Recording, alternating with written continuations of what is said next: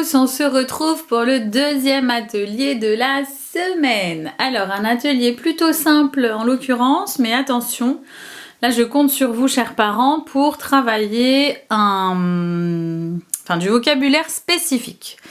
Ici donc vous avez sous les yeux un support qui relate des formes identiques, d'accord? Les formes normalement ils sont censés les connaître, mais effectivement je me suis aperçue pendant ces dernières semaines qu'il y avait certains élèves qui en avaient oublié en tout cas de les nommer. Donc il y a le carré, le rond, le cercle, le triangle, le rectangle, tout ça ce sont des formes que l'on a apprises, mais les prioritaires, ce sont ces trois-là. Carré, rond, triangle. Le rectangle, c'est un petit bonus. Et en plus, là, il y a un cœur et une étoile. C'est aussi des termes qu'ils ont déjà vus, qu'ils ont déjà travaillé, et que ce soit à l'école ou par eux-mêmes. Hein. J'en avais beaucoup déjà qui savaient ce que c'était un cœur ou une étoile. Donc voilà, là, l'objectif, ça va être d'une part de pouvoir nommer dans un premier temps les formes que l'enfant voit sur la feuille. Une fois que c'est nommé, si c'est bon, on peut passer à la suite. Si ça n'est pas bon, n'hésitez pas à leur dire, voilà, ça, c'est un carré. Tu as vu, c'est plus court qu'un rectangle, parce qu'il y en a beaucoup qui confondent les deux. Donc, ne pas hésiter à le retravailler. L'autre chose que je souhaite qu'on travaille avec eux, et là, c'est une nouvelle notion en quelque sorte, parce qu'on ne l'a jamais fait en classe, c'est l'apprentissage du mot « relier ». Tu vas devoir relier les formes qui sont identiques. Donc tu vas devoir regarder par exemple ici le carré et le relier à un autre carré si tu l'as trouvé. Est-ce que tu l'as trouvé? Oui, il est là. Eh bien relier, ça veut dire joindre les deux formes identiques. Et pour les rejoindre, comment on peut faire? Et là, vous attendez sa réponse. Si jamais il ne sait pas, ce qui est complètement normal, hein, je vous le rappelle, vous lui direz, eh bien dans ce cas, on va utiliser un feutre ou un crayon. Là, je fais appel à vous, ça dépend de ce qu'utilise votre enfant au quotidien pour écrire. Lorsque vous lui faites écrire les petits mots qu'on apprend, qu'est-ce qu'il utilise? Est-ce qu'il est plus à l'aise avec un crayon ou est-ce qu'il est plus à l'aise avec un feutre? Évidemment, si vous avez des gros feutres et qui sont plus à l'aise avec, vous pouvez aussi les prendre. Là, l'idée, c'est de prendre un outil scripteur avec lequel votre enfant soit très à l'aise. Et une fois que l'outil, vous l'avez choisi ou que lui vous l'a imposé, vous lui dites, eh bien, relier, ça veut dire que d'un point à un autre, tu as vu, ils sont tous illustrés par des points, tu dois faire un trait penché, on peut même essayer de réinvestir du vocabulaire déjà vu, pour aller rejoindre l'autre carré dans ce cas. Je compte sur vous pour leur dire uniquement ce que je viens de vous dire, c'est-à-dire je relie à main levée. D'accord? Ne vous aventurez en aucun cas à leur dire de prendre une règle. C'est absolument pas ça que je souhaite travailler, c'est beaucoup trop tôt, ça se fait normalement en grande section, la manipulation de la règle, et c'est revu largement au CP. Donc vraiment ne les sollicitez pas sur ce point-là parce que ça n'a pas du tout d'intérêt. Voilà, donc il doit relier à main levée. L'objectif, c'est qu'il se construise un chemin dans sa tête qui lui permette d'aller jusqu'à la forme choisie. Donc pareil, là, étant donné qu'il y a beaucoup d'informations, ne lui laissez pas faire dans le désordre. À ce moment-là, partez du premier. Et ensuite, dites-lui, voilà, alors cette forme-là, c'est quoi? Le rond ou le cercle? Très bien. Est-ce que tu as trouvé le rond de l'autre côté? Et comme ça, lui, il cherche. Et une fois que c'est trouvé, hop, il reprend l'outil scripteur et il relie. C'est-à-dire qu'il va joindre le rond au second rond. D'accord? Et on procède par élimination. On a fait le premier, on a fait le deuxième, on passe au troisième. Comme ça, il ne se perd pas et les traits sont un petit peu moins brouillons, je dirais.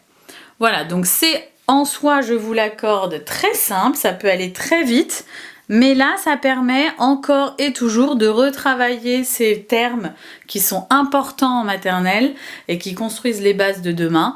Donc carré, rond, triangle, rectangle éventuellement, cœur et étoile, c'est du bonus. Mais vraiment, n'hésitez pas à le rappeler, surtout s'il ne s'en rappelle plus. S'il s'en rappelle, très bien, c'est que c'est acquis. On peut passer directement au travail.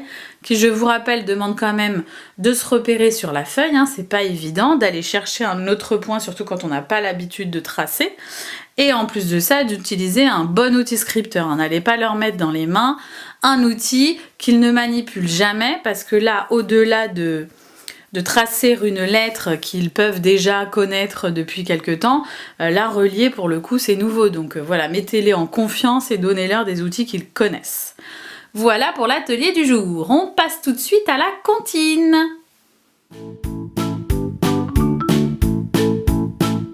C'est parti maintenant pour la comptine. Les doudous, cette fois-ci, je vous montre les gestes qui vont avec le petit poème que vous avez dû normalement écouter hier pour la première fois.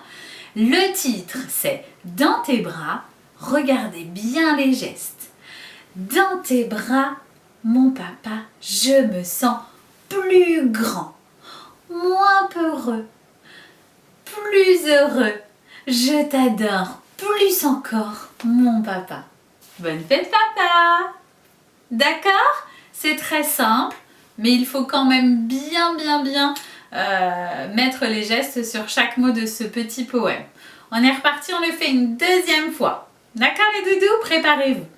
Allez, on répète toujours le titre. Dans tes bras. Dans tes bras, mon papa, je me sens plus grand, moins peureux, plus heureux. Je t'adore plus encore, mon papa. Bonne fête, papa. D'accord?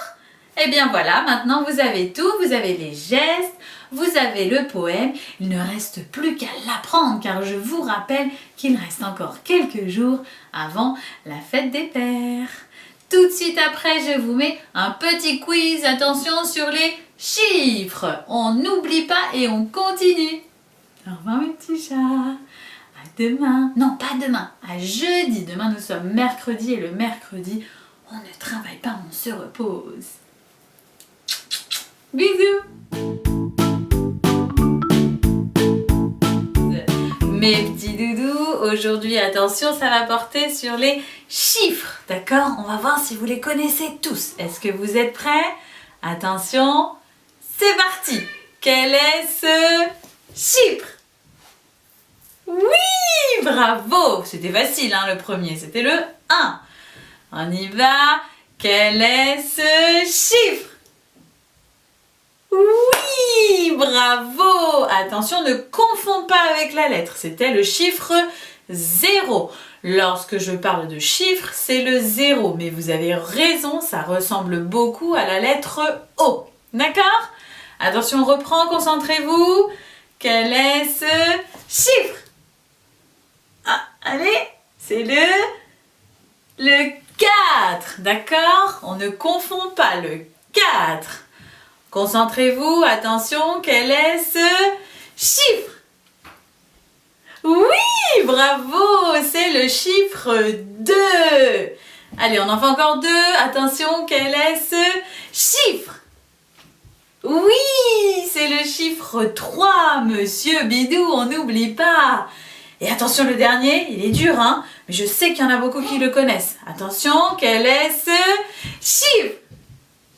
Allez, c'est le chiffre 5, d'accord, les 5 doigts de la main. D'accord mes doudous?